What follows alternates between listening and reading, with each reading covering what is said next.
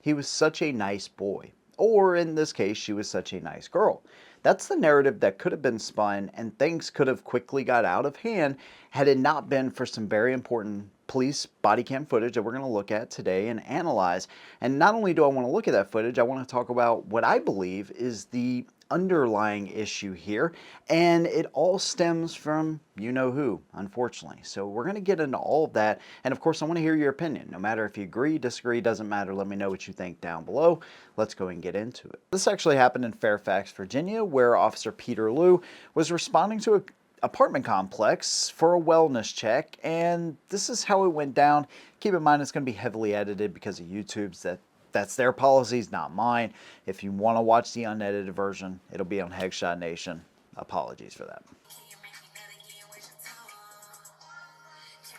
How are you? Jesus Christ. Oh, back up! Oh, no! Oh, yeah! Back up, back up. Oh, yeah! Oh, yeah! Hey, man.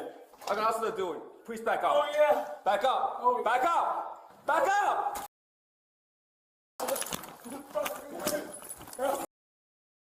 Back up!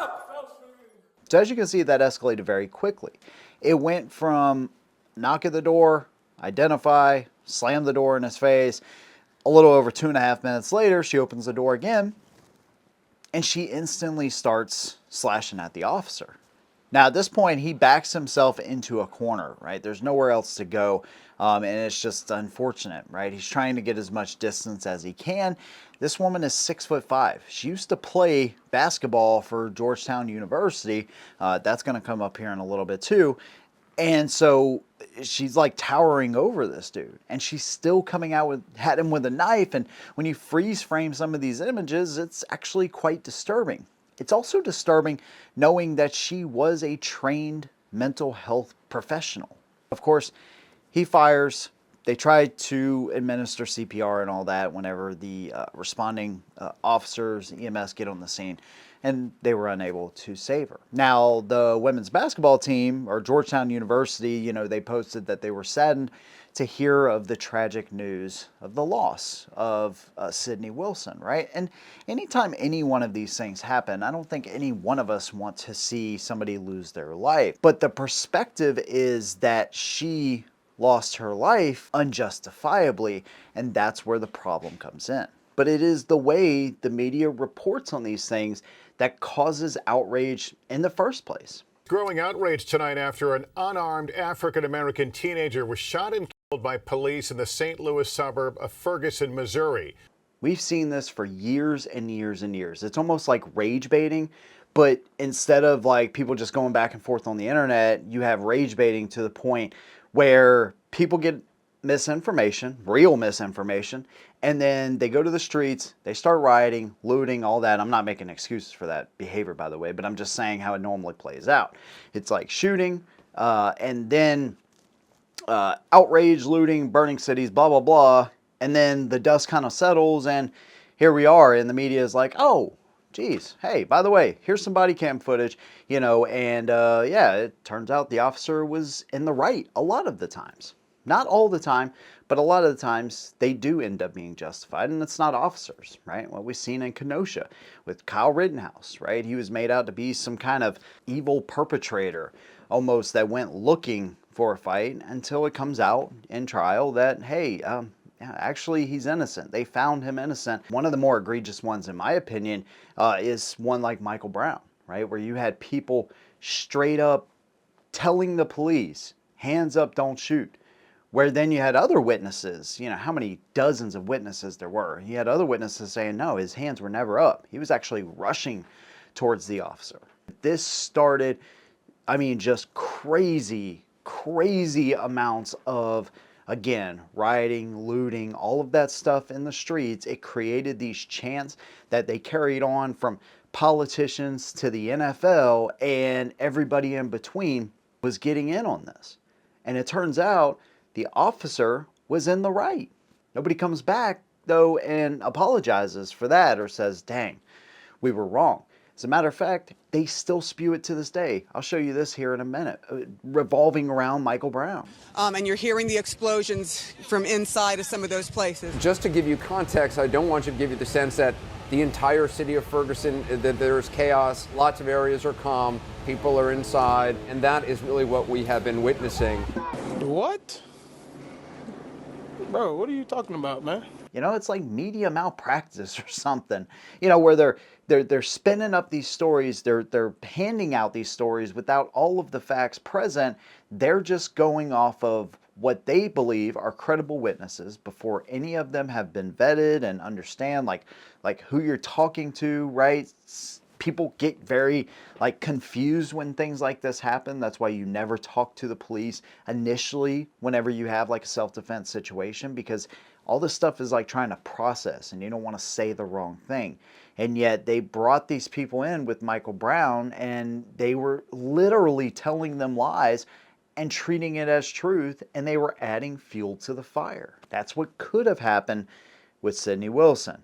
Again, it played out a little bit different. It did not happen in the normal order, but it absolutely could have, and Virginia could have been in flames now because of it. And this is a part of a deeper issue because it's been laid kind of at the foundation as systematic racism is an issue, and police will shoot you no matter what. If you're a certain color, you have to be very wary of the police. They're not there to help you, none of that kind of stuff. And that's kind of built this foundation. And then when you have one of these high profile shootings, nobody waits for all of the facts to come out. And it's a lot of the times it's like instant protest all over the internet because you may catch one clip of this particular shooting. Nobody really cares about it after that point. After the cities have been burned down and after all of the political posturing that goes on, once all of the dust has settled, then it's like, oh, okay, hey, he was found innocent. You'll see it on, page 6 of the frickin' headlines or whatever. It's no longer big news, so the clicks go down and it's on to the next big story. When people's lives are ruined, and while nobody wants to see a life taken, at the same time, when people attack police officers, like what we've seen here with Sidney Wilson, what else do you expect him to do? And what would happen if he hadn't turned on his body cam footage?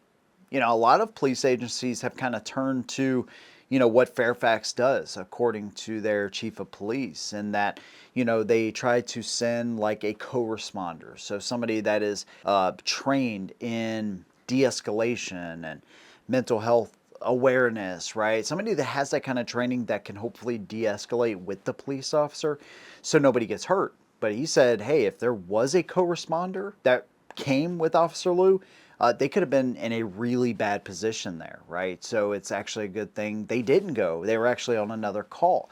And Officer Liu was trained in that area too. So he had every bit of training that he need. It sounds like they do a lot of extra training to make sure that situations like this do not happen. He even boasted about it. It was over 449 days. From the last police-involved shooting. So a lot of these agencies are taking it upon themselves to make sure they're not at the center of another high-profile police-involved shooting where the optics are literally, hey, police officers are aiming for, Black Americans or African Americans or however you want to look at it. They don't want to be on the other end of that. So a lot of these police agencies are taking it upon themselves to have co-responders and have additional training on all that. That's fantastic, right? And we know that some of these shootings have been unjustified, right? And to that I say, 100% police need more training. There's been incidents where police have responded way too aggressively, right?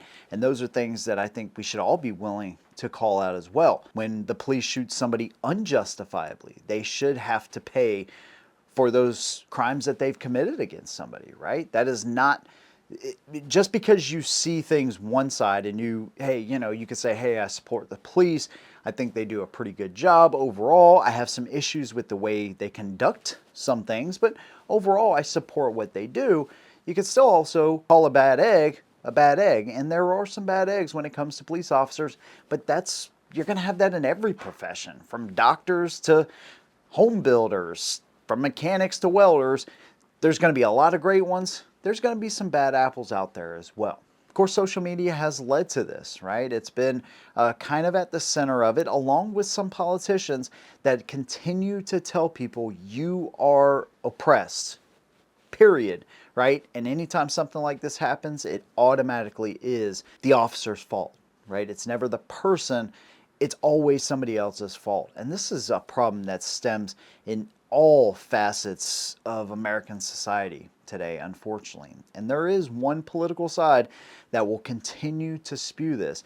Hell, I even seen some tweets from, I don't know, 2018, 2019, where even people like Kamala Harris are tweeting about Michael Brown still, even though all the facts have come out.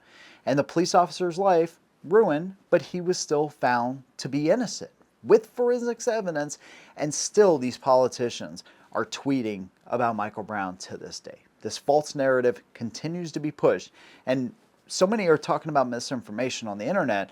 They should really look at their own selves to stop the misinformation that's being spread, because this one can cause entire cities to be burnt down to the ground. So there you go. There is the biggest underlying issue with this, and thank God this body cam footage was released so people could see it and the truth could be revealed. Now, of course, I'd love to hear your opinion. No matter if you agree or disagree, let me know what you think down below. If you like what I do, consider subscribing. See you in the next one. And as always, hold it down.